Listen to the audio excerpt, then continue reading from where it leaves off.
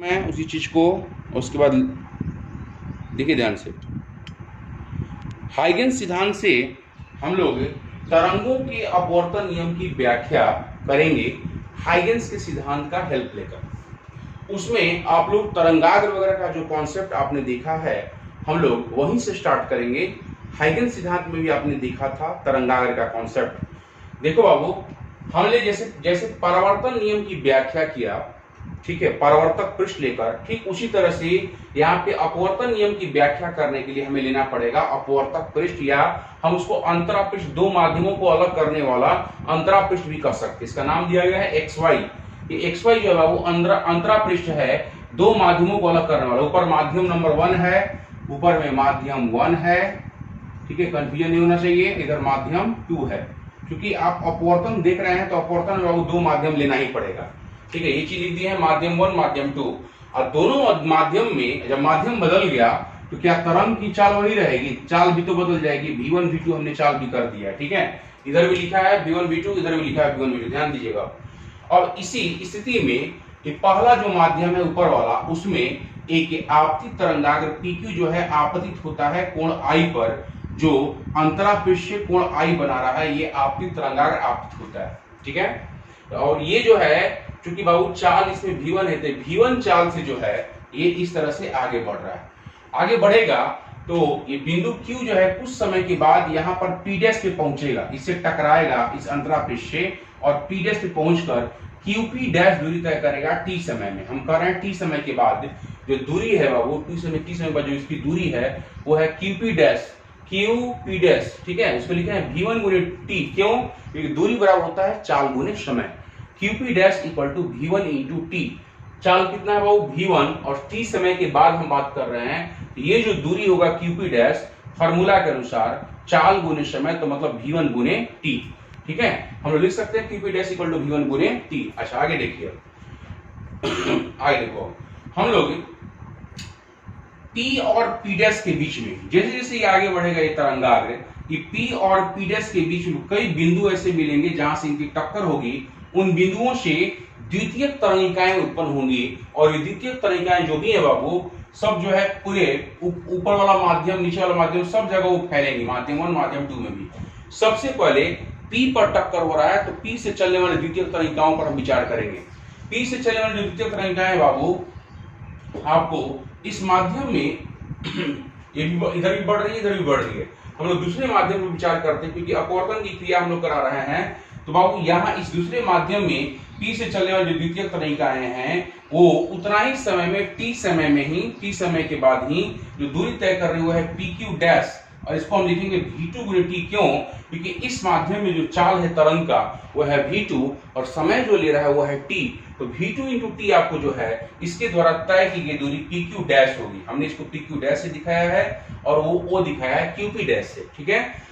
कल की क्लास में, मतलब जब हम लोग परावर्तन नियम की व्याख्या कर रहे थे हाइगेंस सिद्धांत की मदद से, उसमें दोनों दूरियां बराबर दिखाई गई थी। क्यों? क्योंकि हम लोग एक ही माध्यम में विचार करते हैं, परावर्तन के बाद उसी माध्यम में चूंकि लौट जाता है, दूसरे माध्यम से मतलब है नहीं, तो दो चाल तो भाई सेम ही रहेगा। किसी एक ही माध्यम में यदि हम विचार करें तो द्वितीयक तरंगिका हो, तरंगाग्र हो, किसी की भी चाल समान ही होगी। लेकिन चूंकि यहाँ पर अपवर्तन हो रहा है, इसलिए चाल बदलेगी ही बदलेगी। ऊपर में हमने चाल दिखाया है v1 और नीचे में चाल दिखाया है v2। जब चाल ही अलग है तो निश्चित रूप से तय की गई दूरी भी आपको बराबर होगी, ठीक है। सॉरी, तय की गई दूरी भी अलग अलग होगी। इसमें जो दूरी है बाबू ये v1 इंटू टी है, और इसमें जो दूरी है आपको v2 इंटू टी है। क्लियर है? ठीक है। कल की क्लास में मैंने वही काम किया था परावर्तन में भी। यहाँ पर हमने केंद्र मानकर, P को केंद्र मानकर और PQ' को त्रिज्या मानकर एक चाप खींचा था, गोलीय चाप हमने खींचा था। यहाँ भी चाप खींचा है, और इसी चाप पर इस बिंदु से P' से हमने एक स्पर्श रेखा खींची है बाबू। ये स्पर्श रेखा पर, इस स्पर्श रेखा पर P और P' के बीच के जितने भी बिंदुएं हैं, उन बिंदुओं से जहां जहां उनकी टक्कर हो रही है, वहां से जो द्वितीयक तरंगिकाएं उत्पन्न हो रही हैं वो सब जाकर इसको स्पर्श करेगा, सब स्पर्श करेगा। तो हाइगेंस ने इसी को माना अपवर्तित तरंगाग्र, इसको माना अपवर्तित तरंगाग्र, इस स्पर्श रेखा को ही मान लिया अपवर्तित तरंगाग्र की तरह, ठीक है। तो ये हो गया अपवर्तित तरंगाग्र, ये हो गया आपतित तरंगाग्र, दो चीज मिल गया। अब इस पर यदि लंब डाल दीजिएगा बाबू, लंब डालिएगा तो ये हो जाएगा आपतित किरण, ये हो जाएगा आपतित किरण, और यहाँ पर चाहिए अपवर्तित किरण, ये हो जाएगा अपवर्तित किरण। इसका नाम क्या दे देंगे हम लोग, अपवर्तित किरण। क्लियर है? हम लोग इतना ही पे हमको काम करना है, ठीक है। चल लिखिए और लिखना शुरू कीजिए, स्टार्ट कीजिए। तो देखिए, माना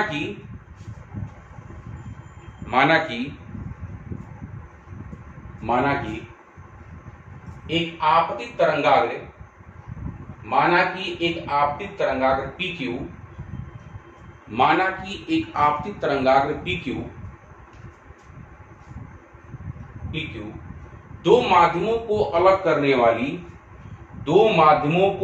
करने वाली अंतरापृष्ठ पर, अंतरापृष्ठ का नाम दे दीजिएगा XY, दो माध्यमों को अलग करने वाली अंतरापृष्ठ, दो माध्यमों को अलग करने वाली अंतरापृष्ठ XY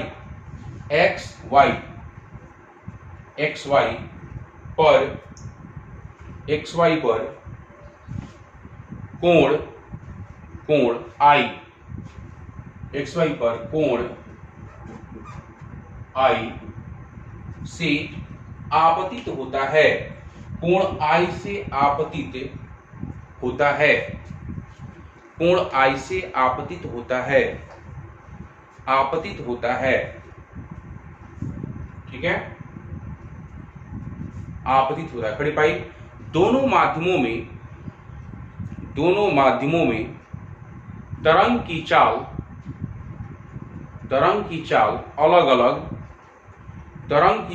अलग अलग क्रमशः V1 एवं V2 है। इसमें V1 है बाबू, इसमें V2 है, इसमें V1 इसमें V2 है। दोनों माध्यमों में तरंग की चाल अलग अलग क्रमशः V1 एवं V2 हैं, V1 एवं V2 हैं। क्लियर है? V1 एवं V2 हैं, ठीक है बाबू। लिखिए, उसी में लिखिए, T समय के बाद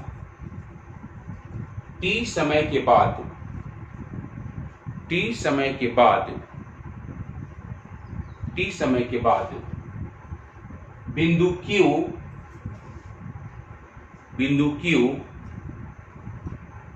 Q अंतरापृष्ठ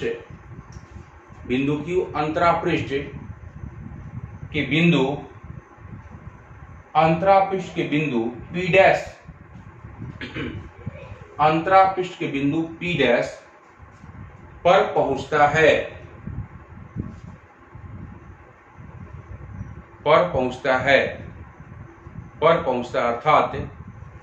तय की गई दूरी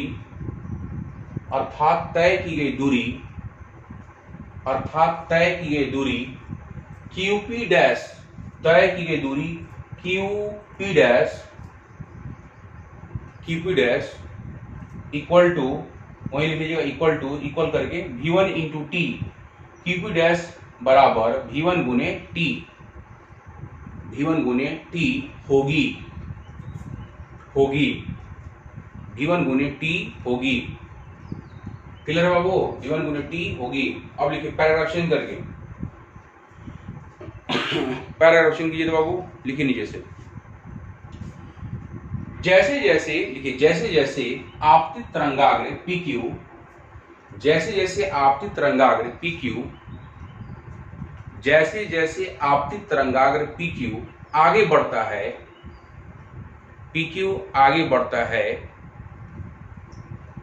वैसे PQ आगे बढ़ता है, वैसे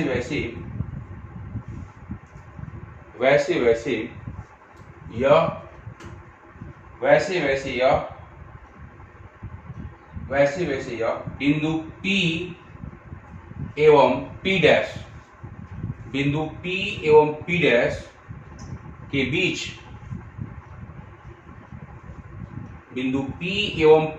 बीच, डायग्राम भी देखते रहना है, P एवं P डैश के बीच कई बिंदुओं से टकराकर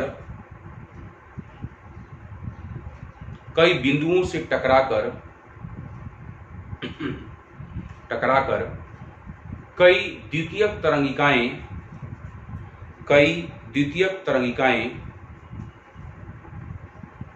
तरंगिकाएं कर दीजिए को कई द्वितीयक तरंगिकाएं को जन्म देती हैं,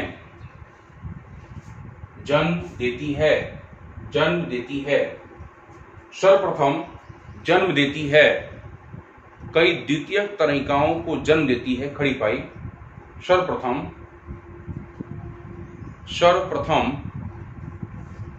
सर्वप्रथम बिंदु P से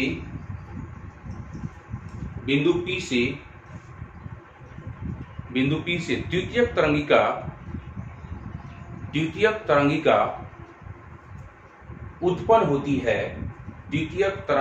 उत्पन्न होती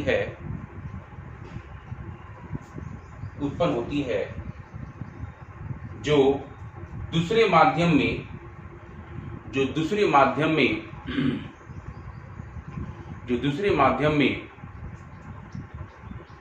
T समय के बाद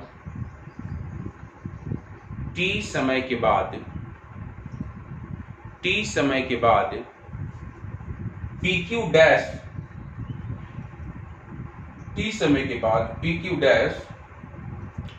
दूरी तय करके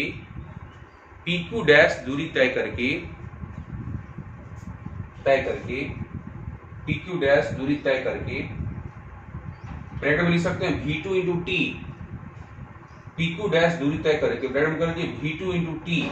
ये दूरी कितना है बाबू? V2 इंटू 2, उधर कितना था? V1 into T. इसलिए दोनों अलग अलग दूरी है, देखिएगा माध्यम बदल रहा है तो दूरी बदलेगा। ब्रैकेट में कर दीजिए V2 इंटू टी, ठीक है। बिंदु Q डैश पर पहुंचता है, बिंदु Q डैश पर पहुंचता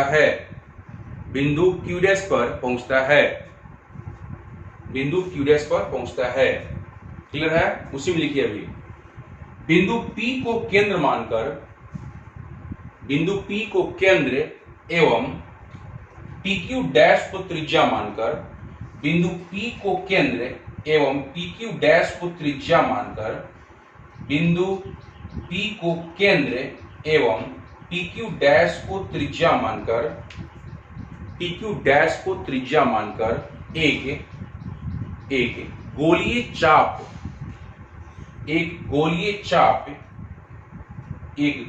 चाप देखिए यहाँ पे डायग्राम में गोलीय चाप खींचा जाता है, एक गोलीय चाप खींचा जाता है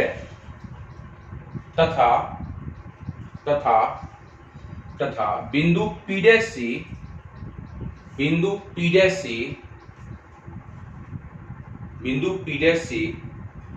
इस चाप पर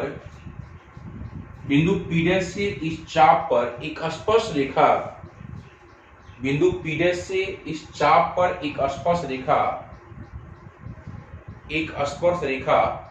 P डैश Q डैश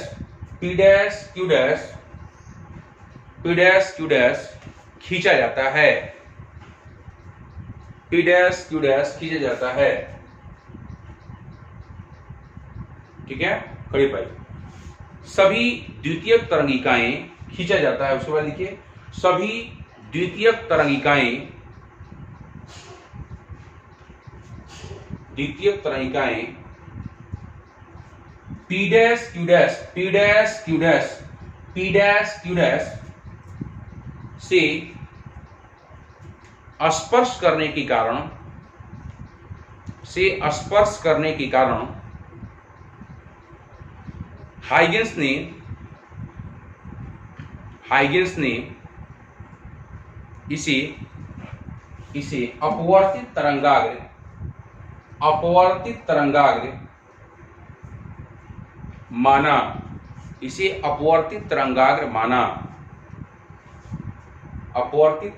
माना, ठीक है। जो अपवर्तित तरंगाग्र माना जो XY मतलब अंतरा पेश है, जो XY से कोण R बना रहा है, जो XY से कोण R बना रहा है, मतलब ये अपवर्तन कोण हो गया बाबू, ये आपतन कोण हो गया, इसको हम आई दिखाए हैं, फिर यहाँ पर देखिए अपवर्तित किरण के सहारे आर दिखाए हैं। ठीक है, फिर पर्यवेक्षण कीजिए। एक पहला हमको नियम मिलने जा रहा है, स्पष्ट पर्यवेक्षण करके स्पष्ट आपतित तरंगाग्र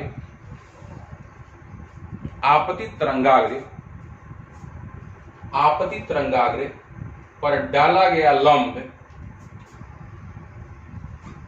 आपतित तरंगाग्र पर डाला गया लंब PM, नाम लीजिए PM,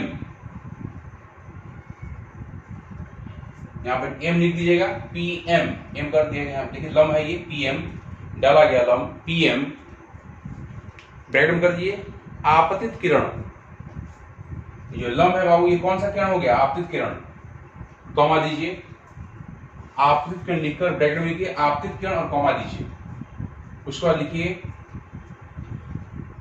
ठीक है, अपवर्तित तरंगाग्र, कॉमा देकर अपवर्तित,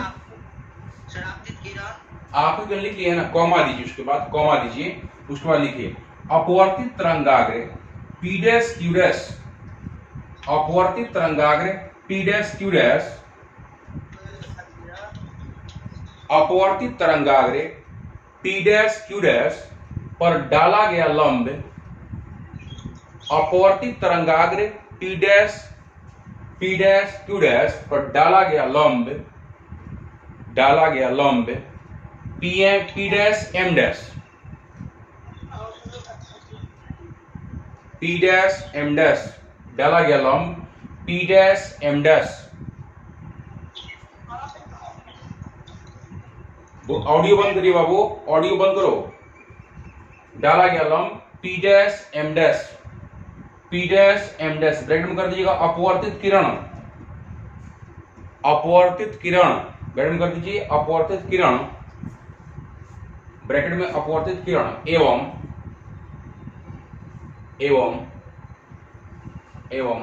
अभिलंब, देखिए अभिलंब यहाँ पे दो का है, PN भी है, इधर P डैश N डैश भी है, लिख लीजिए एवं अभिलंब PN या P डैश N डैश, या दोनों से कोई ले लीजिए, या दोनों ले लीजिए, P dash N dash, PN या P डैश N डैश, तीनों एक ही समतल में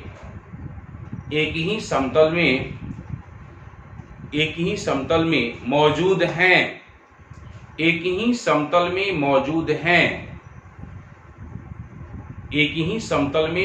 हैं, इस प्रकार अपवर्तन के पहले नियम की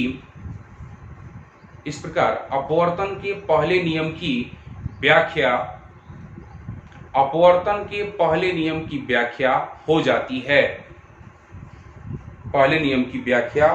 है। अब आइए हम लोग देखते हैं बाबू, थोड़ा सा अब दो त्रिभुज को ध्यान दीजिए आप, दो समकोण त्रिभुज को। एक समकोण त्रिभुज आपको दिख रहा होगा ऊपर में, ये वाला PQ आपको P डैश, और दूसरा समकोण त्रिभुज दिख रहा होगा PQ डैश P डैश। हम दोनों समकोण त्रिभुज में काम करेंगे बाबू। देखिए यहाँ पे लिख रहे हैं, इस साइड में लिख रहा हूं मैं, ध्यान दीजिएगा आप लोग, ठीक है। देखिए इतना मिटा दिए हैं, घबराइएगा मत उससे। देखिए अब हम लोग दोनों त्रिभुज में देख रहे हैं, समकोण त्रिभुज, बारी बारी से समकोण त्रिभुज, ऊपर में कौन सा त्रिभुज है बाबू, PQ P डैश, बोलिए कौन सा त्रिभुज है, ऊपर में कौन सा त्रिभुज है, PQ P डैश, समकोण त्रिभुज PQ P डैश में। इस त्रिभुज में जरा बताइए, अंतिम चलो, लास्ट चलो, ध्यान से सुनिए, हम लोग दूसरा नियम पे आ रहे हैं। साइन थीटा यदि लगाएं बाबू, समकोण त्रिभुज में आप लोग पढ़े हैं, साइन थीटा का फॉर्मूला क्या होता है, साइन थीटा बराबर लंब बटा कर्ण। ये हम कोण लिए हैं, देखिए ध्यान से, ये वाला कोण लिए हैं समकोण त्रिभुज में, ये कोण, ये कोण जब लेंगे तो सामने वाला लंब ये हो जाएगा P, मतलब लंब हो गया ये, नहीं कर्ण कौन होगा बाबू? ये वाला, ये आधार हो जाएगा।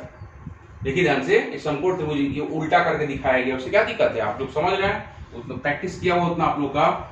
साइन आई बताइए हम क्या लिखेंगे? साइन आई इक्वल टू क्या लिखा जाएगा बोलो?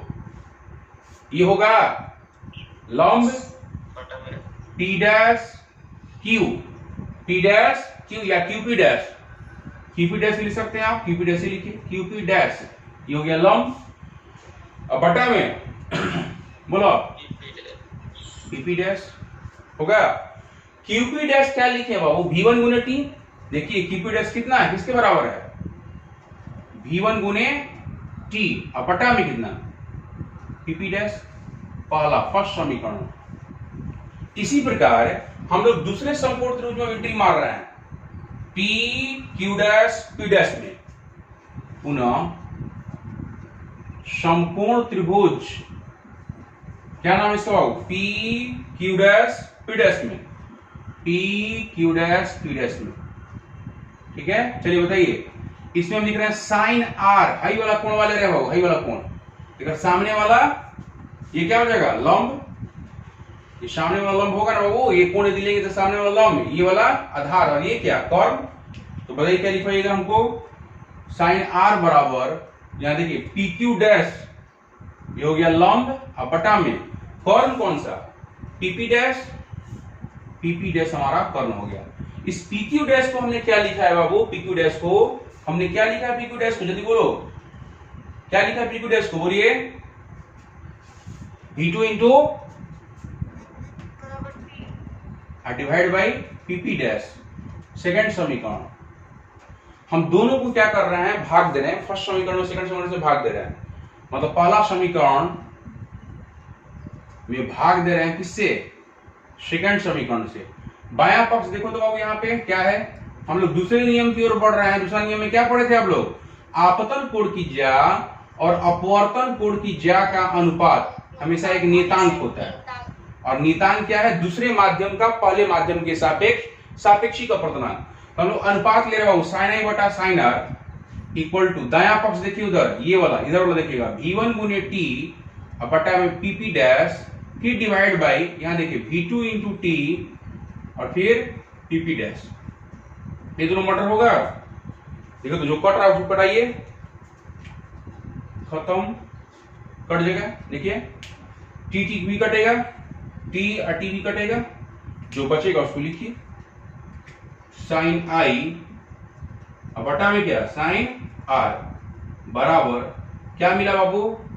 V1 बटा में V2। यहां तक भी छोड़ सकते हैं आप, ये भी अपवर्तन का दूसरा ही नियम है।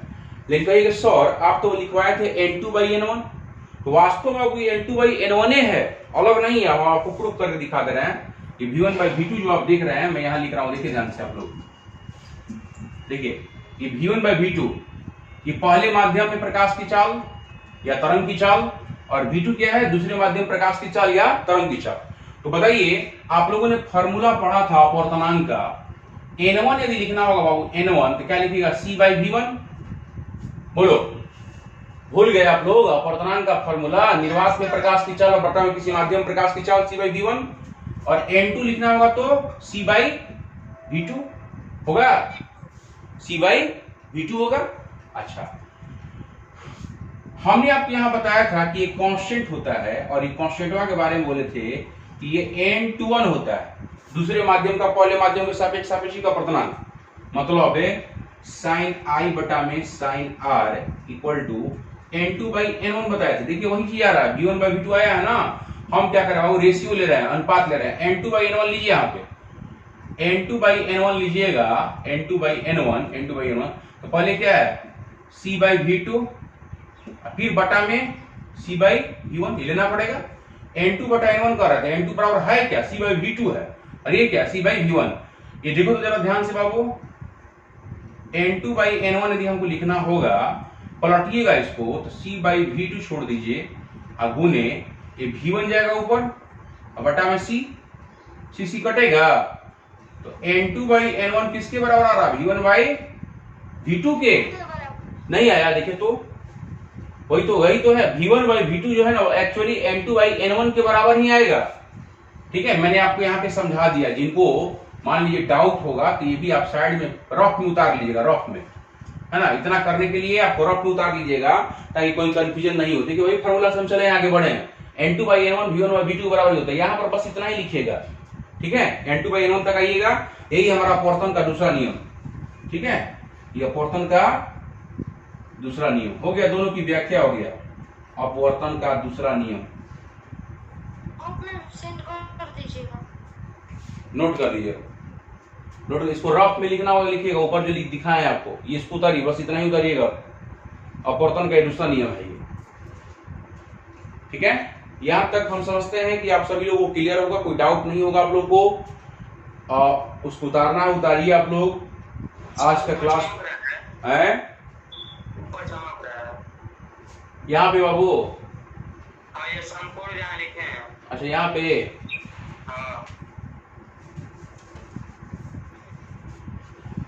ये लिखा हुआ हम लिख दे रहे हैं आपको। यहाँ नहीं चमक रहा, दिखे तो यहाँ पे नहीं, वहाँ लिख दीजिए। समकोण त्रिभुज, ये ऊपर वाला लिया गया था PQP' में, PQP' में। ठीक है, यहीं से काम शुरू हुआ। यहां से नहीं चमक रहा है ये वाला, नहीं। चलिए उतार लीजिए तो। ठीक है, किसी को कहीं डाउट होगा तो आप पूछ सकते हैं। मैं समझता हूं कि आप समझ गए होंगे बढ़िया से इसको, और जहां भी किसी को डाउट होगा आप पूछ सकते हैं कभी भी। ठीक है सर, हाँ बोलिए। PQP' तो होगा। PQP', हाँ वेरी गुड, PQP'। ठीक है बाबू, ठीक हो रहा है, PQP'।